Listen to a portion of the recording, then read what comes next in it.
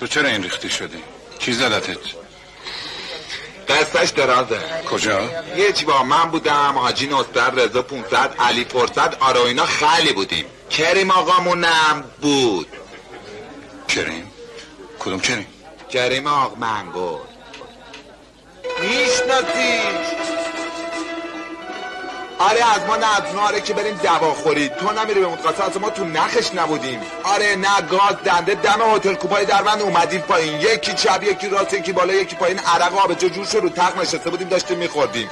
اولی رو رفتیم بالا به سلامتی رفقا لوله لول شدیم، دومی رو رفتیم بالا به سلامتی جمع پاتیل شدیم، سومی رو اومدیم بریم بالا آش خلی نامت ساقی شد. گفت بریم بالا، ما هم رفتیم بالا، گفت به سلامتی میتی. تو نمیری به قسم خلی تو لب شدم، این جیب نه اون جیب نه، تو جیب ساعتی زمندار اومد دیروز رفتم اومدن دم کسی نیستم بخوابیدن، پریدم تو هتل اومدم دم کوچه مهران بغل این نرقه فروشیه، اومدم پایین یه سر کل میزونه اینجوریه زد افتادم تو جو، گفتم هتته، گفت افت چی گوشت تو گوشم، گفتم نامردا دوش از اولیش قائم‌تر زد، دست کردم جیبم که برم و بیام چشام وای کردم از خونم.